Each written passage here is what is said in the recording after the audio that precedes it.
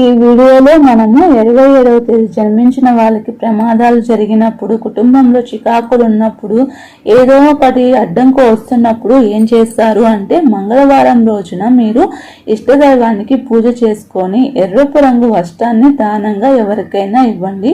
లేకపోతే పుష్పము, ఫలము, గాజులతో ఉండే వస్త్రాన్ని తీసుకొని వెళ్ళి, అంటే మీరు అమ్మవారి గుడికి వెళ్ళేసి ఆ రోజు అమ్మవారికి ఒక జాకెట్ పీసు, గాజులు, పసుపు, కుంకుమ, ఇప్పుడు మన ఆడబిడ్డ ఇంటికి వస్తే ఎలా పంచుతామో అలా మీరు తీసుకొని వెళ్ళి అమ్మవారి గుడిలో ఇలా మీరు సమర్పించండి. ఒక 9 వారాలు సమర్పిస్తే మీకు మంచి ఫలితం అయితే వస్తుంది. లేదు మీకు సోదరి కానీ ఉంటే మీ సోదరికి బట్టలు, గాజులు, పూలు, తనకి ఇష్టమైన పదార్థాలు ఇచ్చి వాళ్ళ ఆశీర్వాదం తీసుకుంటే మీకేమైనా పనులు అనేది జరగకుండా ఉంటే అవి వెంటనే నెరవేరుతాయి. కష్టాలు గట్టెక్కి మీకు ఆర్థిక స్థితి అయితే కలుగుతుంది. అంటే మీకు తోడ్పుట్టిన వాళ్ళు, అంటే మీకన్నా పెద్దవాళ్ళు ఉంటారు కదా ఆడబిడ్డలు, వాళ్ళ దగ్గర ఆశీస్సులు తీసుకుంటే వాళ్ళు సంతోషంగా ఉండి ఆశీర్వదిస్తే మీకు మంచి ఫలితం వస్తుంది. లేదు అనుకుంటే ఇలా మీరు 9 వారాలు అమ్మవారికి ఆకు ఒక్క, పసుపు, కుంకుమ,